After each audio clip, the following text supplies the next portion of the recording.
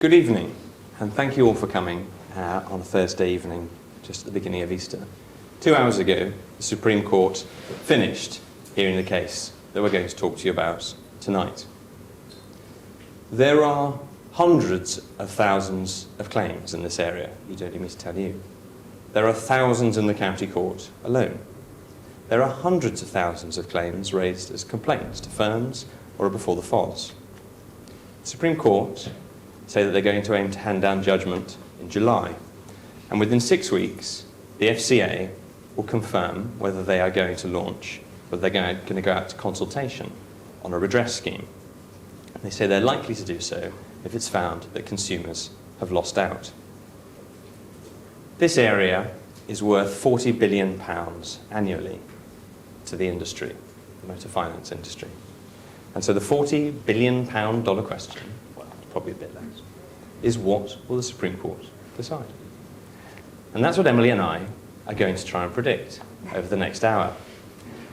I'm Simon Oakes. I specialise in commercial law with a particular emphasis on banking, financial services and commercial fraud claims. And I started out doing libel claims, mis-selling claims. I was on secondment at the FCA. I did a Section 166 skilled persons review. And all of my cases have an element of skullduggery and wrongdoing involved in them. And so this sort of thing is right up my street. Emily is a commercial litigator with specialism in commercial fraud, banking and finance. She does lots of injunctive relief and freezing injunctions and has a very strong banking and financial services practice. The directories say she has a razor-sharp mind and a prodigious work ethic, and they're absolutely right. And they also say some nice things about me.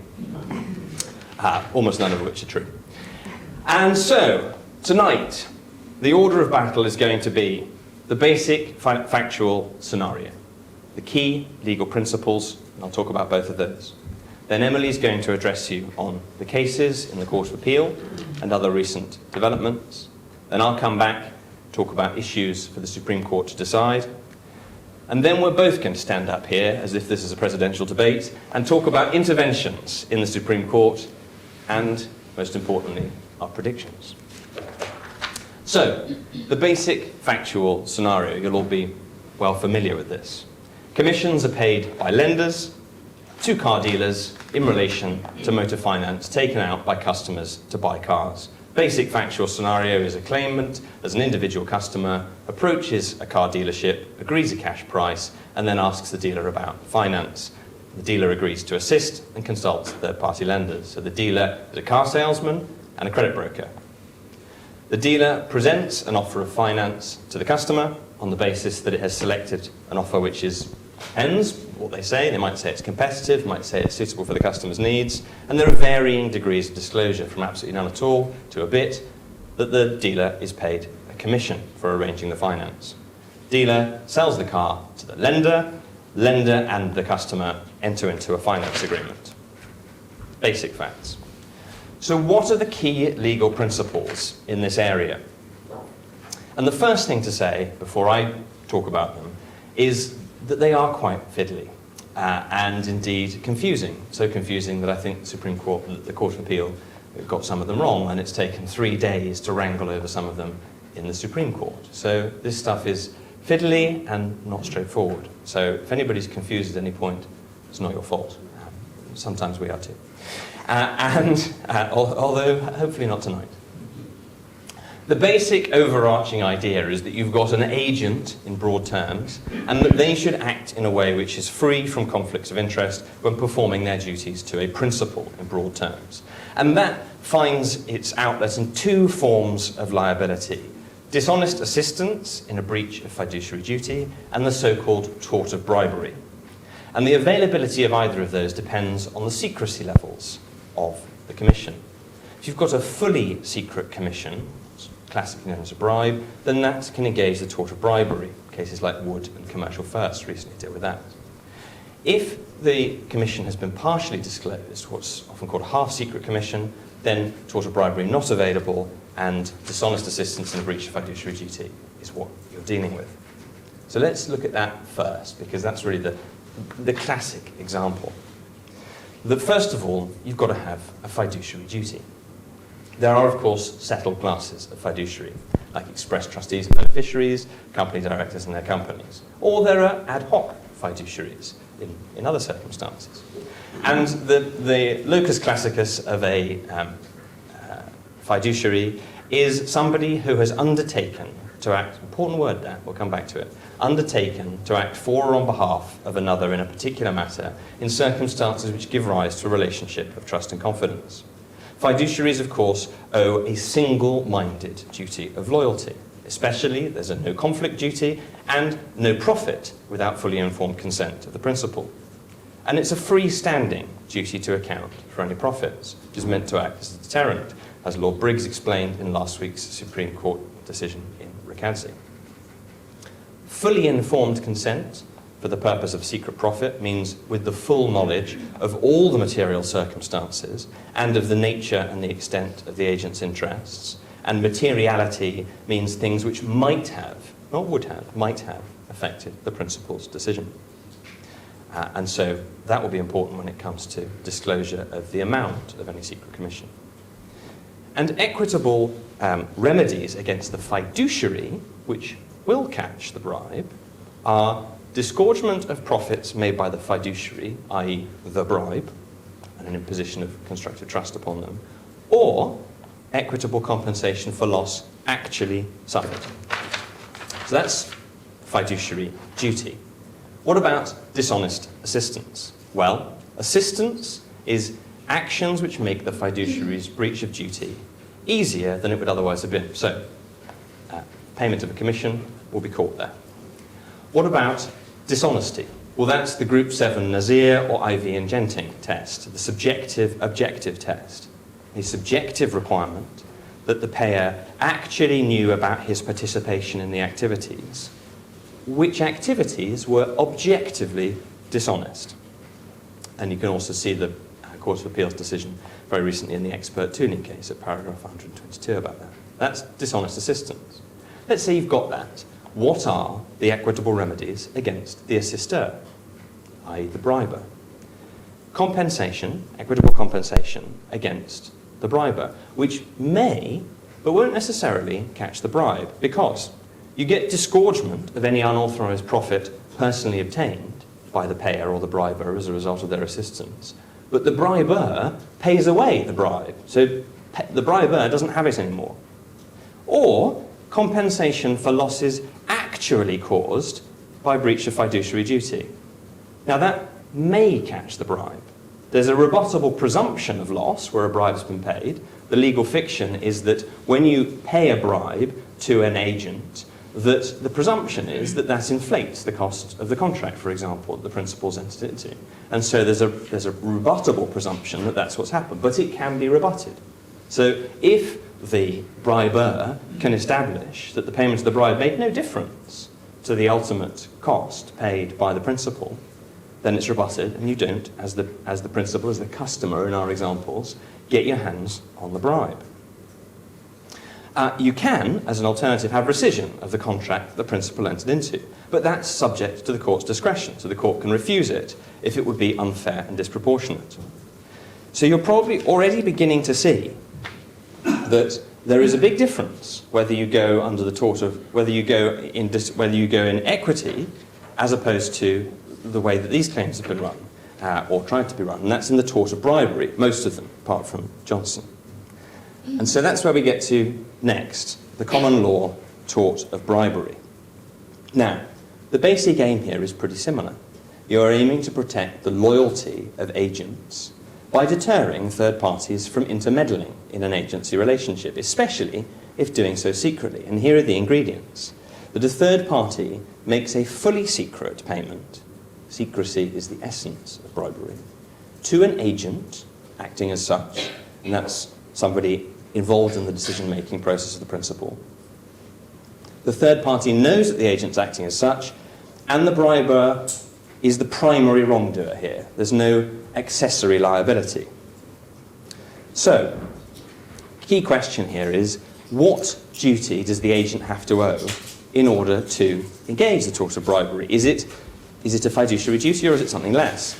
And the key case here is Wood and First and Commercial First, judgment of Lord Justice David Richards, who talked about the disinterested duty. And he said it's enough if the payees owed a duty to provide information, advice, or recommendation on an impartial or disinterested basis. Now, in the Supreme Court, there were broadly two strands of argument. On the one hand, you had arguments run by the customers and the lenders saying, in effect, the same thing, that this is really another way of describing the fiduciary duty, that you need to have a duty of loyalty here. The FCA popped up as an intervener about 2.5 hours ago and said, well, maybe there's a third way. Maybe there's a middle ground, and that what the disinterested duty means is an impartial, honest broker who sits in the middle, who simply has to act impartially as between both parties. They probably say that because they want to mirror the Conk handbook rules. So that's that aspect. Does the agent have to be a fiduciary? And there's a wrinkle there, which maybe the Supreme Court is going to iron out about this disinterested duty. Then under the tort of bribery, one looks at remedies. And because this is the common law, damages are the classic remedy to compensate for actual loss. You're not dealing with equitable compensation as you are in equity. And here in tort, the briber and the bribee, in our example, the car dealer, are jointly and severally liable for the value of the bribe, irrespective of any loss caused or profit obtained. There's an irrebuttable presumption of loss here. So if you get into the tort of bribery, irrebuttable presumption of loss or profit, so you can get your hands on the bribe.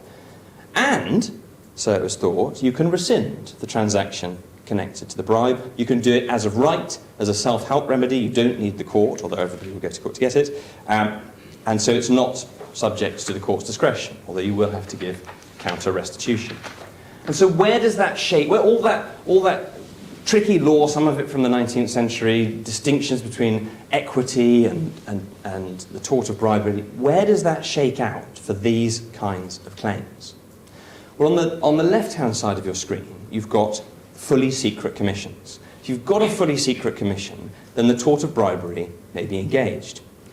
You need the agent, the dealer, the broker, to owe at the least this disinterested duty from Wood, whatever that is. It's a primary liability on the lender, so you don't need to show that the lender was dishonest. And then the lender needs to know that the broker was acting as agent of the customer. And then you're into the remedies. And as probably gathered by now, the remedies are pretty good if you're in the tort of bribery. The lender is liable for the bribe itself, and it's an irrebuttable presumption. So if you've got this far, you get your hands on the bribe. And that makes it automatically a really attractive target for lots of claimant firms. That you're not going to have to prove loss. You're not going to have to establish that the customer was worse off as a result. And, potentially, according to the sort of classic interpretation of the law in this area, you get rescission as of right of the agreement that's entered into, provided that you can give counter restitution, which probably in this case you can't, because you can't give the car back exactly how it was when you got it. And everybody conceded, well, in court over the last few days, you can't have double recovery. So that's a fully secret commission. On the other hand, if you don't get through the gateway into fully secret commissions and the tort of bribery, if it's a half-secret commission, then the tort of bribery isn't available because the commission's been partly disclosed. It's not secret anymore, and we know that secrecy is the essence of bribery. So if you've said that you may receive a commission, it's not secret anymore. So then your lender can only be liable if it dishonestly assists in the breach of duty. Breach of fiduciary duty. So there you go, already a hurdle to get over that you didn't have the tort of bribery. You've got to prove dishonesty. So you've got to establish that the agent, the dealer, the lender, is a fiduciary, that there was a breach of that fiduciary duty by failing to obtain fully informed consent to the commission, and the assistance has to be dishonest. And if you've got that far, then what are the remedies? Well, you can have disgorgement of the lender's profits, but that's not the bribe, we know. Just talked about that. And it's a rebuttable presumption. You can potentially get it from the agent, but it's a rebuttable presumption that loss has been caused. Sorry, you can potentially get it from the lender, but you have to get past this rebuttable presumption. You'll have the benefit of it, but the lender will be able to argue that it's made no difference. That's the rebuttable presumption of loss. Or you can have rescission, but it's at the court's discretion. So you can see that there are quite big differences between these two seemingly very similar paths of the law. And the main differences, again, are that in equity, you have to prove dishonesty. In equity, liability for the bribe depends on whether the principal has suffered loss. That's the rebuttable presumption. In equity, rescission of the transaction is discretionary. And in equity, it's rescission or compensation, but not both. So it makes a big difference whether the tort of bribery exists, I'm going to come on to that, and what the remedies are and whether they should be changed. So that is the legal landscape. And now, Emily's going to tell you about the facts of all of these cases. Thanks. So, there were 3 cases that were subject to appeal. There was Hopcraft, Wrench and Johnson. So I'll just run through the facts of each of those very briefly, then I'll tell you what the Court of Appeal did, and I'll mention briefly 2 cases which might be relevant, very recent cases, to the decision of the Supreme Court. So Hopcraft. Now this involved Miss Hopcraft, who was a student nurse. She worked part-time and she wanted to buy a car, second-hand car. She found one she liked. It was £8,530. She couldn't afford it. She put down £50 and got the rest on finance. Her father, I think, because it's quite a lot of money for a student nurse, her father had to stand as guarantor. So she bought this car, or she wanted to buy this car. The dealer said, we can secure finance, and they offered her only one deal. The commission that was paid to the dealership by the lender was Close Brothers. Commission on that one was £183.26. It was unclear how that commission had been calculated. You'll see this was from 2014, so the documentation was a bit problematic. But it wasn't a fact in dispute that the dealer hadn't disclosed that they would receive commission. So this was treated as a fully secret commission case. So that's the Hopcraft facts. At first instance, the Deputy District Judge dismissed the claim. He said the dealer wasn't Miss Hopcraft's agent, didn't owe fiduciary duties, there was no disinterested duty, and he also dismissed a claim that was brought under the Consumer Credit Act for this being an unfair relationship, and that decision in the Hopcraft case wasn't appealed. So there we go with Hopcraft, secret commission, the only fully secret commission case. Wrench. Now this was actually 2 transactions. Mr. Wrench was a postman. In 2015, he bought an Audi TT, and in March 2017, he bought a BMW 3 Series. I think the Court of Appeal noted that he liked fast cars. From different dealers, both on finance, and the lender for both of those transactions was First Rand. On each occasion, the dealer said it was going to get him the best rate available from its lending panel. That wasn't entirely true, because the agreement the dealers had with First Rand meant that First Rand got first refusal on all the deals. So the proposals went to First Rand and they actually provided the financing. The Audi TT was just shy of £9,000, of which about £6,000 was on finance. BMW was £9,750, of which about £8,750 was on finance. The commission on the Audi was £179 odd, that was 3% of the loan, flat rate.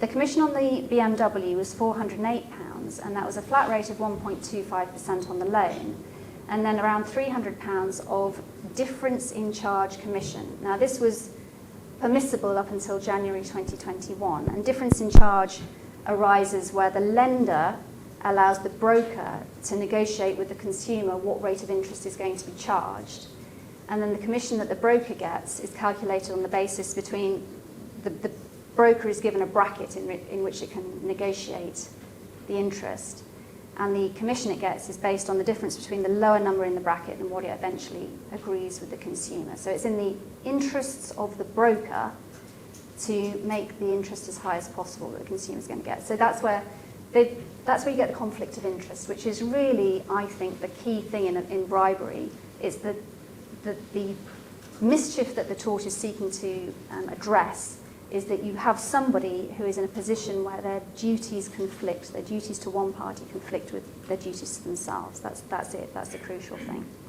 So anyway, that was the commission. Now, the standard hire purchase terms and conditions, they weren't expressly incorporated. That wasn't really an issue on the claims. But the declaration that Mr. Wrench signed said that his attention had been drawn to Clause 10 of the HP terms and conditions.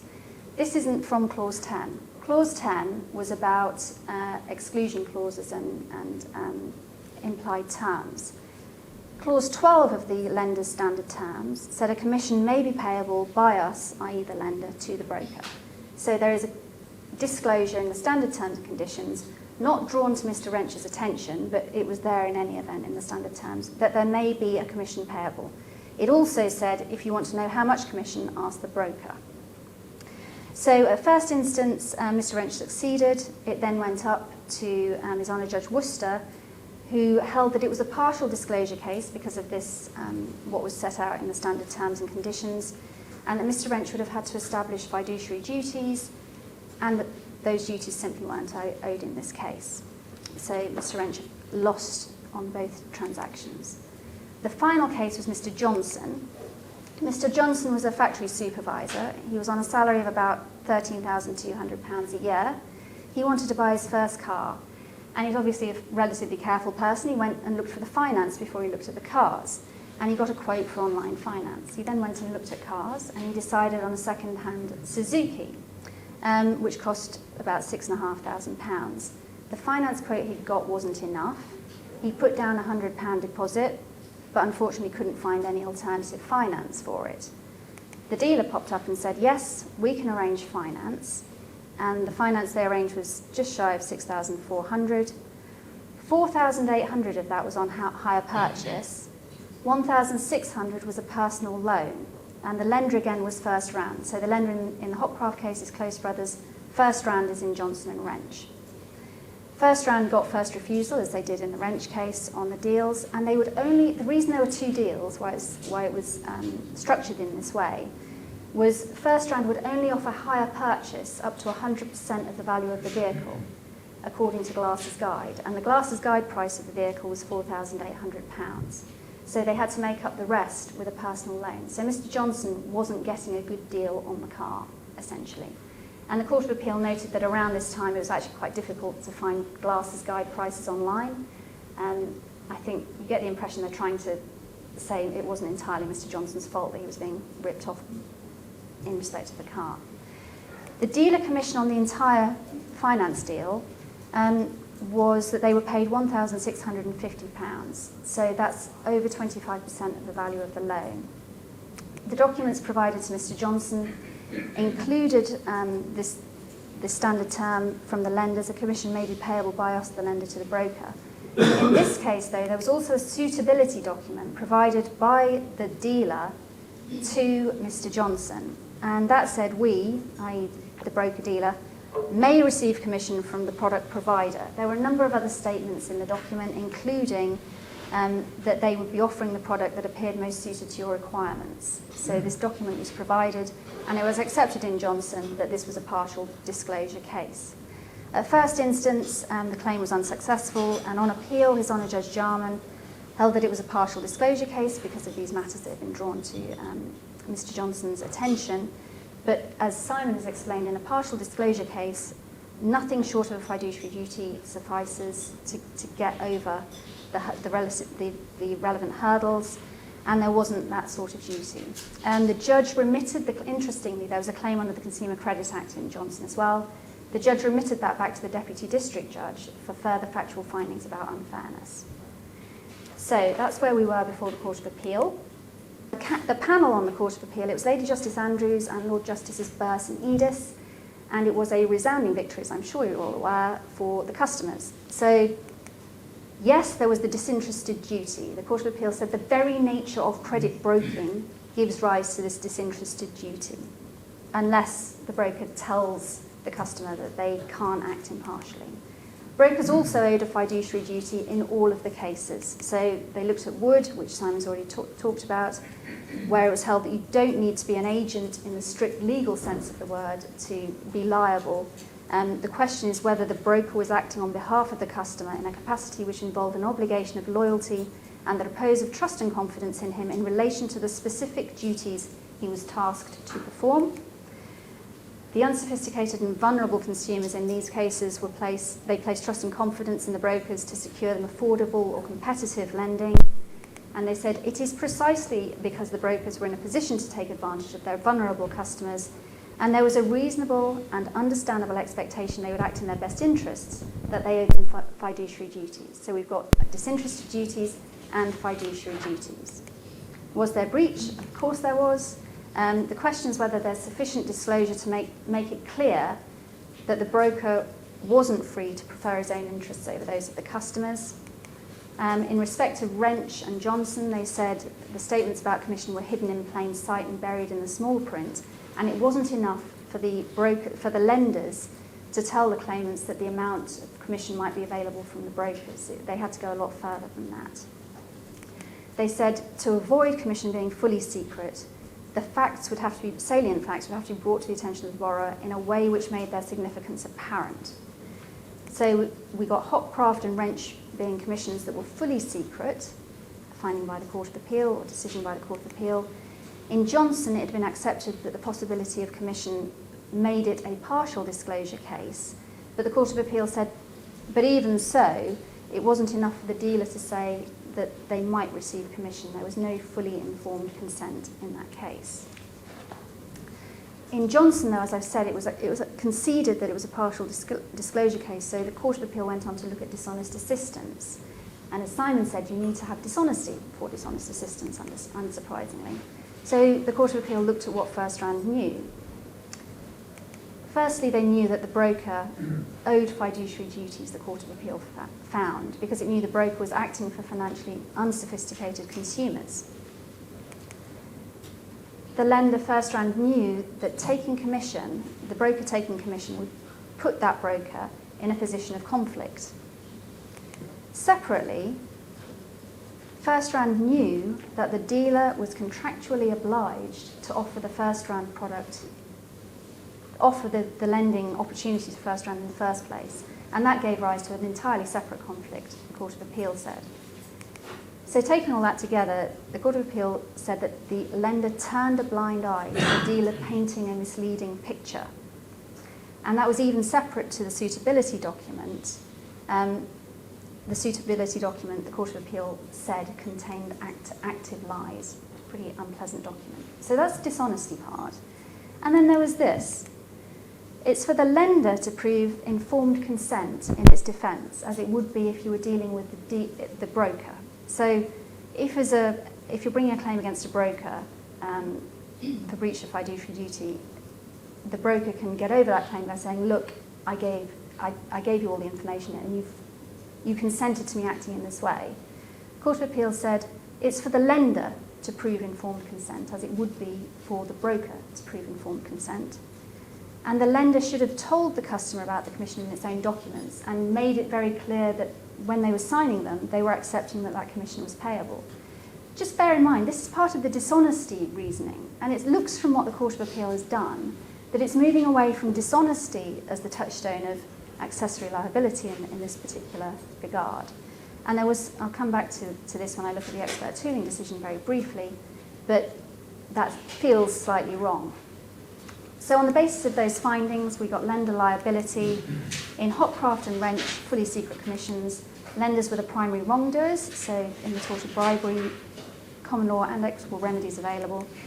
Partial disclosure case, Johnson, half-secret commission, accessory liability was found, so dishonest assistance in breach of fiduciary duties, equitable remedy, and in all three cases, the lenders were liable for repayment of the commission. So we're not talking about huge amounts of money here, but the principle is actually quite important. And you can see, just stepping back, that this decision, if it's right, obviously has huge ramifications, not just for the motor dealing industry, but for any industry where somebody is selling you something that's high value, where you might need to get finance. If you go and get a fitted kitchen and John Lewis offers you some kind of finance deal or puts you in touch with somebody, do they owe you a fiduciary duty? If you go and buy speakers on Tottenham Court Road somewhere and you take them on finance, does that salesman owe you a fiduciary duty? It's not just motor second-hand car dealers who this will affect. Now, just before I leave the Court of Appeal decision, I'll just run through very quickly the Consumer Credit Act point. The claims are being run under Section 140A of the Consumer Credit Act. So where the court determines the relationship is unfair to the debtor, it may make an order under Section 140B, which includes ordering the return of the sums paid by the debtor. The test for whether it's unfair or not involves the court looking at any terms of the agreement and basically the way in which the creditor has behaved. So what's it done in terms of enforcing its rights? Has it done anything else that might be viewed as unfair?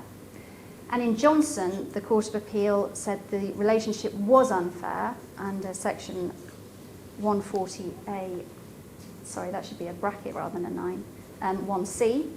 And the relevant factors that it looked at were the broker's commission being 25% of the loan, the sum borrowed being much more than the value of the car, and the relationship between the broker and the lender not being disclosed. So that was the Court of Appeal decision. Just before we get on to the Supreme Court, yeah, we're still okay. I'll talk very briefly about expert tooling. Now, this is a Court of Appeal decision that came out on the 21st of March, so very recent Court of Appeal decision. And it was about when secret commissions can be recovered from the briber, so bang on point.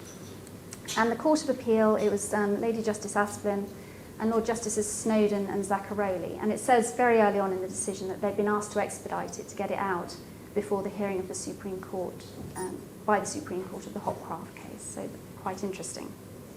So I'll just run through the facts very, very briefly. The claimant used a broker to negotiate its electricity supply from the defendant. And it was common ground that the broker owed the claimant fiduciary duty. So there's no issue about disinterested duty. This is a fiduciary duty case. The claimant didn't pay the broker. The defendant paid the broker, and the broker's commission was added to the price that the claimant paid the defendant for its electricity. So in effect, the claimant is paying the broker without knowing it.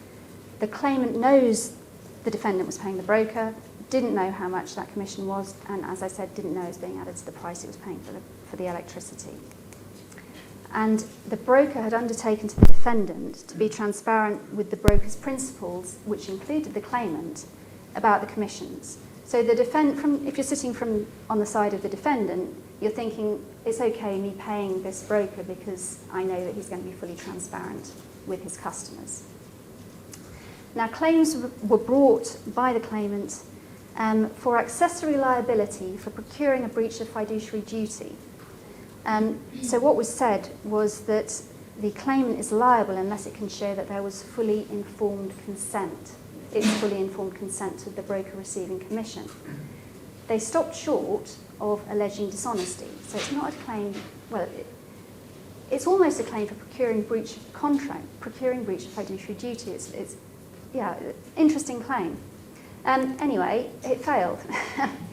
The Court of Appeal did consider in quite a lot of detail the Court of Appeal decision in Hopcraft. So in the expert tooling case, they said there was a breach of fiduciary duty by the broker.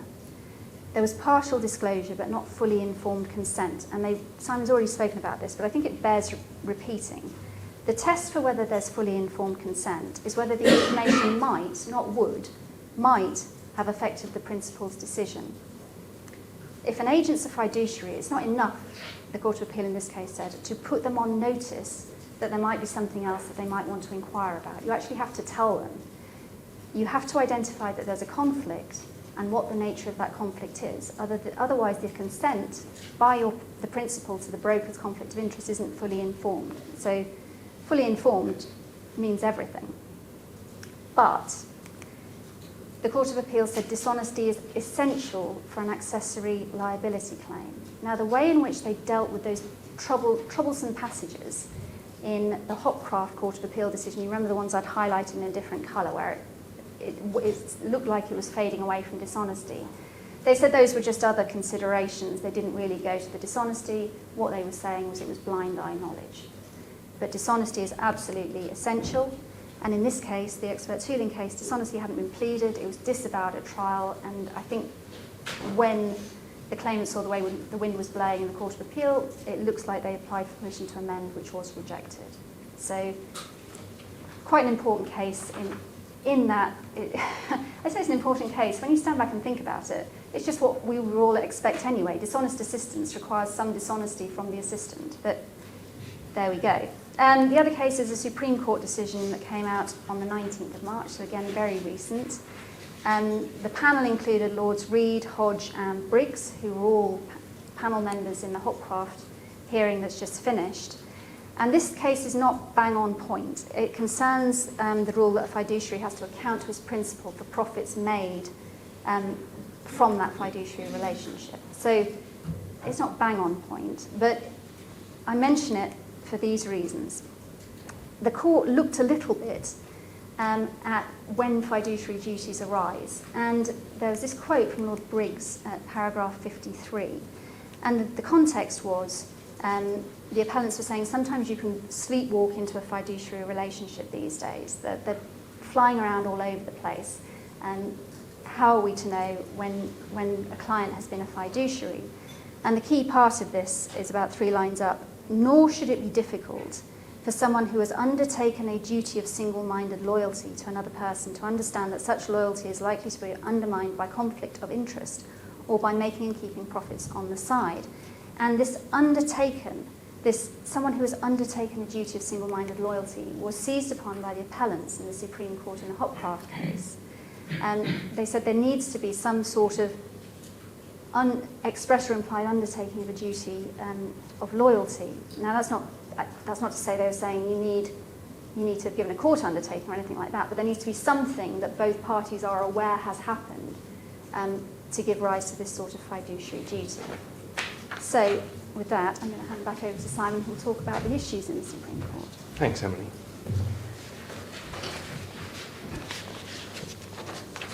So, here are the big ones that the Supreme Court have been considering over the last few days. Does the tort of bribery exist, or did the law take a wrong turn in some way? Do broker-dealers owe fiduciary duties, or, if they exist, disinterested duties in the tort of bribery? Are car dealers really ad hoc fiduciaries? Has there been a sufficient assumption of responsibility to cross the line to undertake to perform this relationship of trust and confidence? Was there an agreement or undertaking for that? In the disinterested duty, did Wood mean to create a separate disinterested duty that's in some way distinct from this fiduciary obligation of loyalty? Is that what Lord Justice Richards meant to do in Wood? And then on remedies, what should they be in the tort of bribery if that exists? Should the presumption of loss be irrebuttable in bribery cases? Should you automatically get your hands on the bribe even if it's caused you no loss? And then, under the Consumer Credit Act, can insufficient disclosure about the payment make the relationship between the lender and the customer unfair? Is this sufficiently different to the PPI payments in Plevin? And so what we're going to do now is a swingometer, in effect. We are going to talk you through the interventions of the different justices of the Supreme Court, and against those key issues, attempt to predict which way we think the Supreme Court is going to swing. Yes, probably not the expression I would have used if I'd thought about it. But anyway. And so the justices of the Supreme Court were Briggs, Hodge, Reid, Hamblin, and Lloyd-Jones in descending order of how much intervention each of those Lord Justices, all of those Lords, made. And the first set of interventions are about the tort of bribery. Does it exist? Lord Briggs asked whether liability in equity alone might understate the liability of the briber, whether there's something special about the tort of bribery making the briber primarily liable, not as an accessory. Lords Briggs and Hodge wondered whether there might be a lacuna which the tort of bribery addresses. So, swinging, I think, there in favour of the tort of bribery continuing to exist. Lord Hamblin, on the other hand, asked when it first started being referred to as a tort. And I think the answer to that was in the 1960s, in the case of Maheson, Lord Diplock's famous judgment. So that's the tort of bribery. And I think swinging towards still existing, not least because it would be somewhat embarrassing for Lord Hodge, having been one of the panel in the Mozambique and Privinvest case only a few years ago, in which he set out some of the requirements of the tort of bribery. So it'd be quite difficult, I think, for him to put his name to a judgment saying, actually, on balance, tort of bribery has never existed or shouldn't exist. So I think we keep it. Then the duties. What is the scope of this disinterested duty? Well, the two main parties to this appeal are, of course, the customers and the lenders. And all of the advocates for those three parties, Laurie Rabinovitz, Mark Howard, and Robert Weir, KC for the customers, they all really accepted that in order to engage the law of what I'll call in broad terms bribery, but obviously which encompasses both the equitable and the remedies in tort, in order to engage either of those, you really do need some sort of a duty of loyalty. And so they speculated and seemed to find favour with the justices that maybe what's going on in the tort of bribery is a common law analogue of a different form of words in the common law of bribery to replicate what's going on in equity with the fiduciary duty. Of course, there was the FCA's invention to say, well, hold on, maybe there's a third way, maybe this disinterested duty is just a duty of impartiality, that the broker has to sit in the middle as a disinterested intermediary. But there were no questions from the bench about that, and I suspect it won't find favour.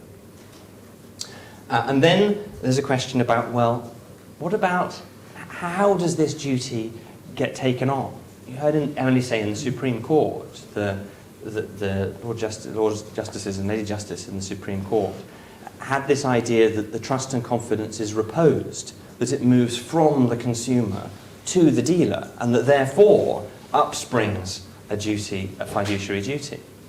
But that doesn't really feel right, does it? And the justices of the Supreme Court, I don't think, liked it either. That they want the duty to be undertaken, to be positively undertaken by a fiduciary in order for it to bite. That was the submission of Laurie Rabinovitz, that you've got to undertake it expressly or implicitly. And at a certain point, Lord Briggs asked, I think he asked Robert Weir, well, because at that point Robert Weir was saying, well, you do need an undertaking, maybe a bit like an undertaking to the court. Robert Weir said, well, but what about an implicit undertaking? An undertaking that's implicit from the nature of the relationship. Would that suffice? So I think that suggests that the court's mind is moving in the direction of saying that that the dealers have to undertake a fiduciary duty before they'll become one. That it's not just something that can be imposed on them just because somebody happens to place trust in them. And then the question is, well, if that's right, if it has to be undertaken, was it in fact undertaken by the dealers? I think here, at least for the majority of the hearing, the momentum is in favour of the justices doubting that the dealer undertook expressly or impliedly this single-minded obligation of loyalty. Lord Hamblin asked, when asking Robert Weir about this, he said, well, you say that when they're arranging finance for a customer, the dealer acts for the customer, but does he not have his own interest? Lord Briggs said, well, they're selling a car, aren't they? And so what is it that makes the dealer act entirely on the customer's behalf? He's got skin in the game. He's got an interest in this transaction turning out a particular way. Lord Hodge asked, well, without a payment from a customer to a dealer, what is it that brings him over to the customer's side? And Lord Hamblin asked, well, if the test is implied, undertaking of loyalty, is it satisfied here? So again, there are all these questions are suggesting that Court of Appeal wants the duty to be undertaken and probably doubts that it is. And I think this is really the tail that's going to wag the dog of this case up to a point that the big idea here is that you've got this really special relationship between an agent and a principal in broad terms. And in these cases, whether it's in equity or in the tort of bribery, it's really important that nobody comes in between those two people, that the agent can give their principal totally unbiased advice, unbiased by their own self-interest or untainted by the corruption of a bribe. And there has to be something very special about this relationship. And I think they just really doubt that somebody who 2 minutes ago was selling a used car and part of the same transaction involves credit, suddenly has a hermetically sealed duty, this special protected bubble that suddenly arises in the middle of the transaction. They find that very difficult to accept. Nevertheless, there are a couple of interventions that suggested just a couple of cracks of doubt beginning to emerge. Lord Briggs looked at the suitability documents and said, well, it says here we may take a commission. This is the Johnson case. We may take a commission there. And this is, again, I think this is his very firm starting point, no duty of loyalty undertaken. And so he asked Robert Weir, well, for the customers, is the dealer really undertaking a single-minded duty of loyalty if in the suitability document it says we may take a commission? And Robert Weir had a pretty good response to this. He said, well, Plevin, the Supreme Court of Plevin judgment of Lord Sumption, provides the answer to that. You look at paragraph 33 of Plevin, and what Lord Sumption said at paragraph 33 of Plevin is, even there, where a credit broker had said that they would take some commission, the credit broker was acting as agent for the customer. He says, just like that. You've got a credit broker who says they may take commission, but Sumption said in Plevin that that person's agent for the customer, so it's just like that. So that's the answer to your question, Lord Briggs. I think actually Plevin's a bit more complicated than that the question in Plevin was really whether the agent there was acting for the customer entirely or for the lender entirely, because under the Consumer Credit Act, you want in that case, the agent to be acting for the lender so that the duty bites on them. And so what he was saying there is no, the lender did not act exclusively, sorry, the agent did not act exclusively for the lender. But what Lord Sumption wasn't considering in that case is whether the agent retains some self-interest in the transaction, so as to exclude a fiduciary duty. And really, there are the submissions on this point are divided into two. That on the one hand, you've got the consumers saying, what brings the agent broker over to the customer side of the line is them saying, I'm going to find you a suitable product, or the most suitable product. And that makes them an agent accepting a duty of loyalty. On the other hand, I think quite seductively, Laura Rabinovitz says, well, but you can think of lots of examples where people do that, and they're obviously not fiduciaries. A sommelier comes over to you in the restaurant and says, I've selected a suitable wine for you. But they retain an interest in that transaction. Yes, they say they're going to select you a suitable wine. It may even be they may say they select you the most suitable, but they retain an interest in selling, in profiting from the transaction, and nobody would expect them not to. So it's just like that. And I think that might well find favour. So just coming back to my swingometer, so there was that point about the suitability document. Then there was a bit of a red herring, and this could still be significant because I think I've shown you about 5 goals probably scored by the justices of the Supreme Court against the consumers. But what started that avalanche, the assist, as it were, was submissions from Laura Rabinovitz to say, well, you just look at Section 56 of the Consumer Credit Act, and it says there that the agent is that the intermediary is an agent of the lender, and Section 10 of the Hire Purchase Act, similar. They're an agent of the seller. In fact, the court then looked into it a bit more and saw that at Sections 10 of the Hire Purchase Act 1964 and Section 140B of the Consumer Credit Act, that actually those positions don't alter the common law position. So if at law somebody is already fiduciary, the statute doesn't affect it. So if all of those questions that I've just taken you through were triggered off by this point, the Section 56, where it says that the intermediary is agent for the lender, then you can rewind it. But I didn't think that they were.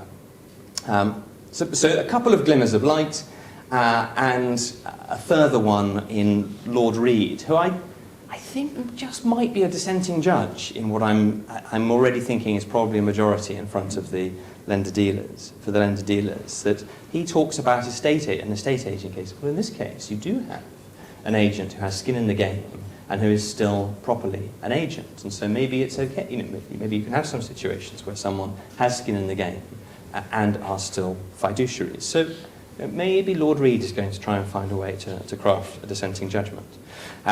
But in terms of the duty, I think that they are going to say that it has to be undertaken by a dealer, and that in fact it isn't. And Emily is going to now talk to you about the dishonesty of the lenders. Thank you. So, just to remind you, the dishonesty of the lenders point comes in where you've got the breach of fiduciary duty, dishonest assistance and breach of fiduciary duty point.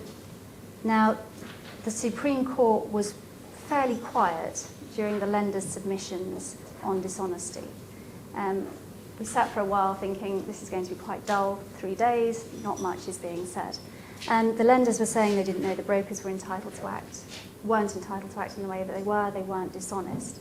And the respondents didn't get such an easy ride. So the respondent's case was basically as soon as the lender knows that the dealer is acting as a credit broker, credit agent, that's it, they're in trouble in terms of paying the money. That's essentially blind eye knowledge for dishonesty.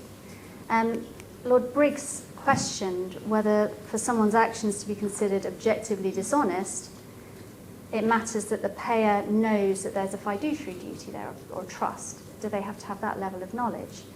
And the answer from Mr. Weir was no, it's enough that they know there's a credit broker. They don't need to know what the law is. Lord Hodge said to Mr. Weir, are you saying that the fact that a dealer is a credit broker makes him dishonest? Does he have to know the no profit rule as well? And again, the answer that Mr. Weir is forced into is basically yes, as soon as the lender knows that it's a credit broker, that's it. Lord Briggs, again, they were clearly having some difficulty with this. Lord Briggs pointed out that this was a 3-day hearing in the Supreme Court. It had taken the Court of Appeal 3 days, and then a huge amount of time at county court level to try and decide whether the credit broker was a fiduciary or not. He said he found it difficult to think that ordinary right-thinking people would find it dishonest that the broker was paid by the lender. He continued to Mr. Weir, are you saying that second-hand car dealers have been operating dishonestly for the last 75 years? And Mr. Weir didn't shy from it. He's like, well, look at PPI. Everyone thought that was fine. There was nothing wrong with that industry. That had been going for years. And then we got the Plevin decision. Just because it's gone on for a long time doesn't mean that there's anything wrong with it. And then Lord Reid popped up and said, look at these 19th century cases as well that show if you're making a payment to an agent, that is enough, might be enough, for dishonesty. So it's not clear cut, but the mood music, bearing in mind that it is only 2 or 3 hours after it's finished, the mood music that we were picking up was very much that the lenders probably weren't dishonest. The court is going to be reluctant to find that they were dishonest, but who knows what might happen when they get together and have a bit of a chat about it. And I hear that Lord Reid can be quite persuasive on a good day. So those were the interventions on dishonesty. The Consumer Credit Act didn't actually get very much airtime. Not much was said. There were no major interventions. Their lordships were interested in the size of commissions. So the Consumer Credit Act was run in the Johnson case where the commission was £1,650. So obviously significantly bigger than the other cases. And they were interested in the size of the commissions against the borrowing. And Lords Briggs and Hodge asked if it was relevant that the commission wasn't being added to the customer's cost of the borrowing. So this arose from a point that was being raised by the intervener on behalf of the broker-dealer community. I can't remember the name. But the point was being made that this isn't like PPI, where the commission is added straight to the cost of the premiums. The point being made on behalf of the dealers was the lenders pay this amount from their profits. It's not a case where you add it straight to the price of the product. And their lordship seemed to be interested in that, possibly because they hadn't appreciated that difference between PPI and hire purchase agreements. So, a bit of crystal ball gazing. Half-secret commissions, I'll continue with the dishonest assistance part because I was just talking about that.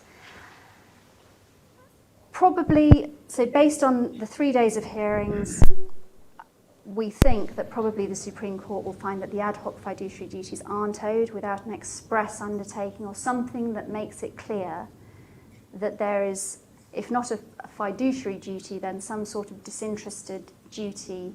I'm probably more keen on the disinterested duty than Simon is. I think that the essence of the tort of bribery is well, I know this is dishonest assistance, but this springs, the problem springs from the conflict of interest. And you don't just get conflicts of interest in a fiduciary sense.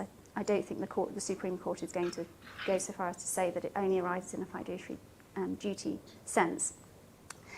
But the point is, if the starting point is there is no fiduciary duty between the dealer and the consumer as a general proposition, it's going to be difficult for these sorts of claims to get over the line, because if the dealers aren't fiduciaries, the claims will fail. I think that it's going to be a fact-finding, whether they are fiduciaries or not, there'll be a chink of light, and it will be a fact-dependent exercise. So if the broker has said something very specific, like, I will get you the best deal I can from this panel of lenders, that might be enough to engage some sort of duty to act in a disinterested way in respect of that consumer. But if nothing's said, I think the starting point is no fiduciary duties. As I've said, no fiduciary duties, the claims are going to fail. If, contrary to that, contrary to my prediction, there were fiduciary duties owed, those fiduciary duties were clearly breached. There just wasn't enough. I don't think that the Supreme Court will struggle to say that there wasn't properly informed consent.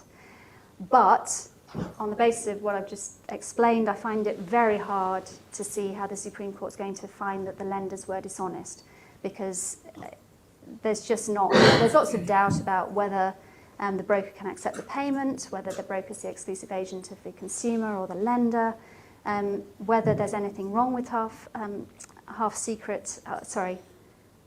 partial disclosure. So I don't think there's going to be liability for dishonest assistance in any event, and I don't think there's going to be any change in the remedies in that regard. So Simon, on bribery? Thanks, Emily.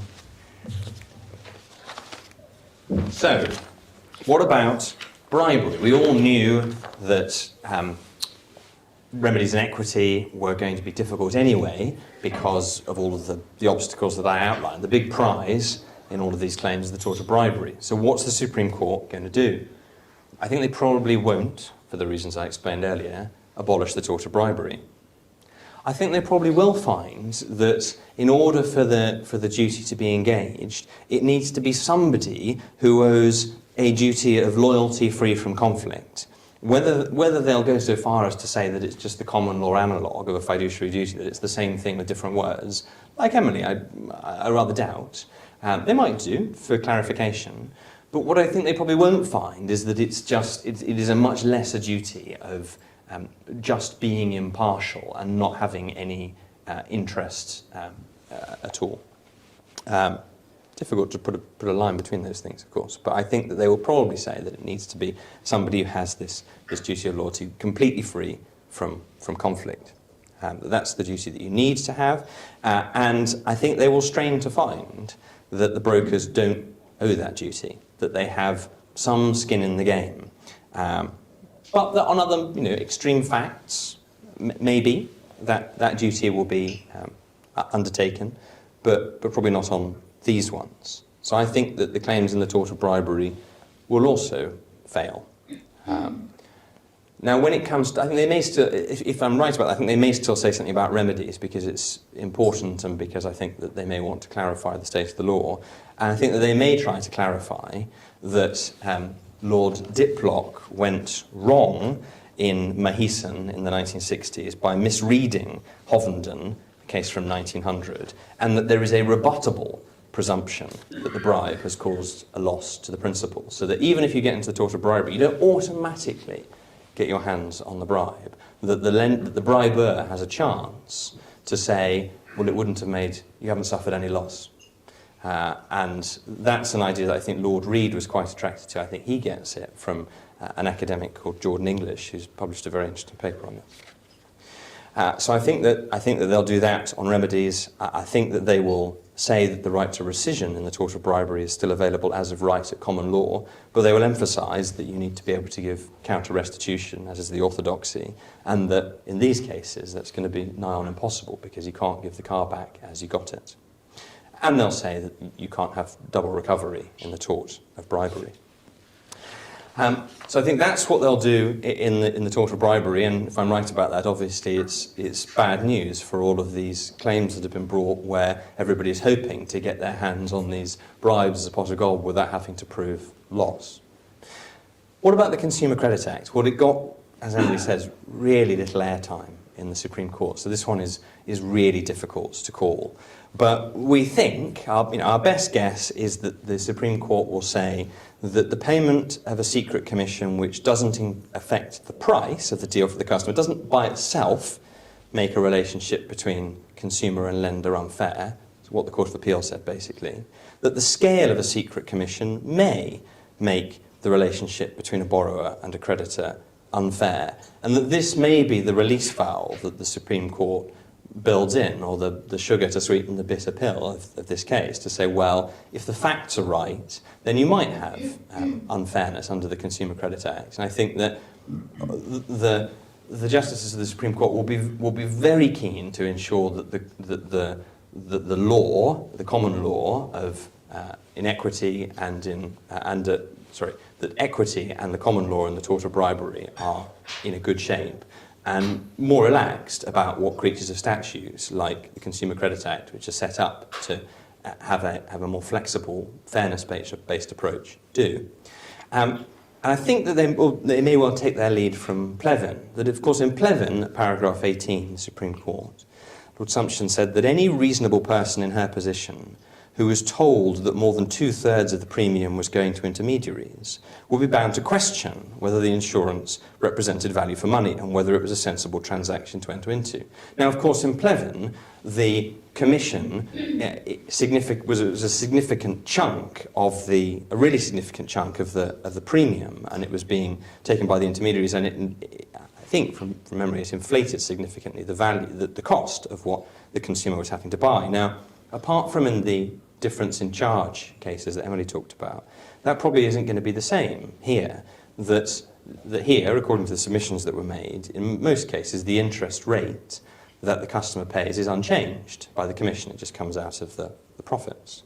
So on the one hand you might say, well, it's not really like Plevin then, that maybe the secrecy of even a really big commission, and in Johnson it is a really big commission, it's £1,650, I think, out of a total cost of credit of £3,000. It's 55% of the total cost of the credit is reflected by the commission. But what I think the Supreme Court might do is to say, well, but it is kind of like that in this way, that when you get a commission that's that big, that's 55% of the value of what you're selling, it's really quite a big red flag that the thing that is being sold to you is obviously really difficult to shift. If you need to give somebody a commission that big, it's obviously a thing that's really difficult to sell and that probably not many people want. And that if that information is not in the customer's hands, but is in the lender's hands, well, that does, in my view, create a quite significant informational unfairness in the relationship between the lender and the customer. And so, really difficult to call from listening to the interventions, but I think the Supreme Court might still allow this as the release valve. So what are the takeaways from this? Well, if we're right, then you'll have to find in order to get through the gateways of dishonest assistance or tort of bribery, you'll have to find those exceptional cases, if the Supreme Court leaves this open, those extreme cases where the dealer-broker did undertake, expressly or implicitly, some kind of a loyalty duty. And I think that will be hard to find and probably uneconomical to prove, because in each case you have to descend into the facts. In the tort of bribery, if we're right, even if you prove it, no automatic entitlement to the bribe, because the briber gets the chance to rebut the presumption of loss. Probably means that the Consumer Credit Act 1974 is the best bet, but if it's all based on the size of the commission, you probably have to hunt down those cases where you've got egregiously large commissions. And again, will there be enough to make it economic? And in any case, if one does establish that there are losses to consumers, the FCA is likely to set up a redress scheme. So on the invite, we asked the question whether the Supreme Court will apply the brakes to these cases. I don't say that they put the handbrake on, but the brakes are certainly on the car. There are nails in the tyres, and it's not driving very well. It hasn't been towed yet, but it's not looking good. And those are our predictions. We may be completely wrong. Lord Reed may talk them all round, and he may have done it already in the pub over a drink. And speaking of which, I note that we're now over time, but we'll take maybe a couple of quick questions, and then please join us for a drink. Yes? Isn't bribery criminal offence as well? Yes, there are criminal sanctions, but that's we're just in civil bribery here. It's one of those funny things, isn't it, about English law, that you can have fraud. Builders get in order to do work, etc., all the contracts for aviation, etc. They have big bribes in them. Yeah, well, the Bribery Act, of course, captures lots of things like that. But it's that sort of classic dichotomy, isn't it? That do you want to punish somebody or do you want their money? And if we want their money, then one, of course, has to go down the civil route. But in this instance, what is required is that the percentage of the commission should be shown to the client. So they know this commission of X, and they can decide whether they accept that financial facility or whether they look elsewhere. And there should be 4 or 5 different options from different companies in order to decide. Not just one company obviously has the benefit of paying a big commission in order to keep getting the business. So these are regulations that really should come in. Well, it depends what the Supreme Court says. Is the obvious answer to that. If the Supreme Court holds that there is some kind of fiduciary duty or disinterested duty, I think dealers are going to have to be a lot more careful about what they say about it. And I have no doubt that the FCA will get involved with regulations and the standard forms that dealers have to show to their clients. So it's not going to be something that is just left alone for the dealers to all take independent legal advice. It will be handled through the FCA, I would have thought. But of course, the difficulty with an FCA claim, there are already FCA rules in this arena. Conk, for example, wonderful title of a section of the FCA's handbook. You've got duties that require the intermediaries to be transparent about the commission they're taking. But of course, somebody can bring a section 138D claim for breach of the FCA's handbook. We've got to show loss. That's the problem, and that's why the tort of bribery, which gets your hands on the bribe with the irrebuttable presumption of loss, is so attractive at the moment. Was there any debate as to whether the structure of the EIC cases could render the relationship unfair under Section 140? So leaving aside the amount of commission, just the structure of the commission. I don't think that there was. Do you remember any? I don't remember any. There wasn't any great debate about the different types of commission that had been charged. The Supreme Court were obviously aware that there were these 2 different types, but they didn't get into the detail of it. The Consumer Credit Act bit of the hearing was really quite brief. It was after lunch today. Robert Weir spoke about it for about half an hour, and there was a little bit in reply. Really not very much intervention on it. And perhaps that's because the various grounds on which that had been advanced were conceded, I think, in advance of the hearing, and it was really just down to this question of the size of the commission that not a lot of time was spent on it. Where do you think they'll land on half-secret commissions and the argument that her stand-up was wrong, and it's either fully secret or it isn't, with full disclosure? So this idea of partial disclosure is irrelevant, it doesn't exist. Yeah, I mean, again, that was a subject that I don't think got very much airtime. No, we were talking about this because I think they really need to get to grips with that. I find it confusing. It's very difficult to know what constitutes fully informed consent when you've got a half disclosure case, because you think that as soon as you've got partial disclosure, you've necessarily not got fully informed consent. I think they probably will grapple with it, but there was an awful lot to get through, and it was clear that there was a lot in the written cases that wasn't being discussed. I know that's not very helpful, sorry.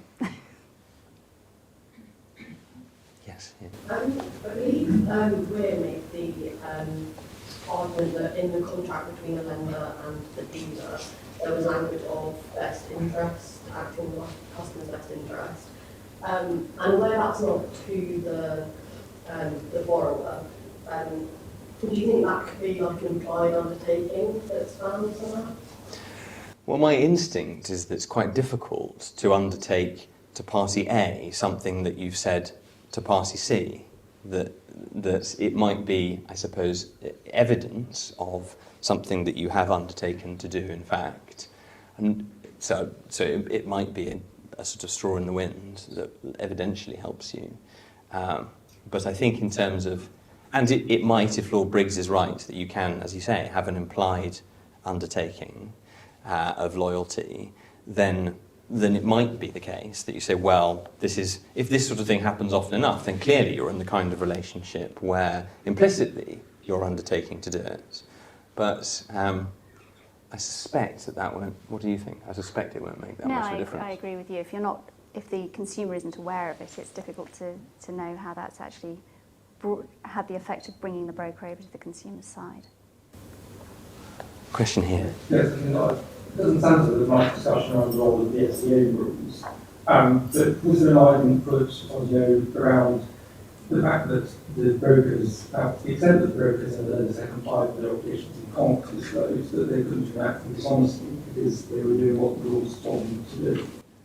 That certainly came in. Wouldn't it be surprising if the brokers had done what they legitimately expect they're entitled to do? Wouldn't it be surprising if they were engaged in some kind of wrongdoing? Yeah, definitely featured. At the back. Mark Howard, KC, mentioned that the consumers may have the possibility to raise a misrepresentation claim based on if the finance agreement was raised in an incorrect way. I'd just be interested to know your thoughts on that. Well, I think, of course, the lenders raise these kind of arguments. So, well, it's very circuitous coming against us, the lenders. There may have been a misrep here or a negligent misstatement, breach of contract. If you promise to explain these things, you don't do it.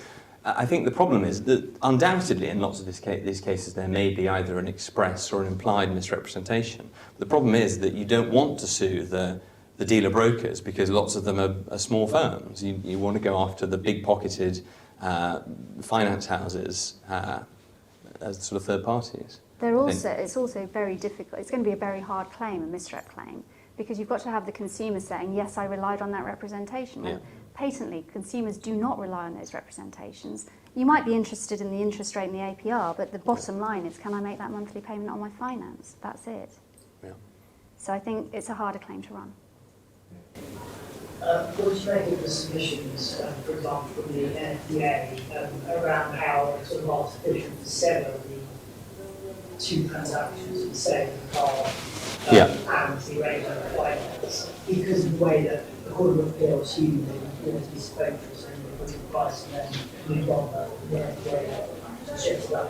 Yeah, and that's something that Lord Hodge asked about. He asked, is there not a continuum here? That it's one transaction which begins with the sale of a car and ends with the sale of finance. So is severing them and putting a bubble around each of them not quite artificial? So I think that the Supreme Court have firmly in mind the idea of this as one transaction, really, rather than two completely separate things where the dealer is acting as a dealer one moment and then puts on a fiduciary hat. Lord Briggs said at one point, well, if it were right that the dealer were a fiduciary and he'd obtained a certain amount of finance and that he discovered that the customer couldn't afford it, but he knew that just next door, the next door dealership, there was a car that would be affordable within that finance, does he have to advise his customer to go next door? So I think you're exactly right that they have this idea of it as being one transaction.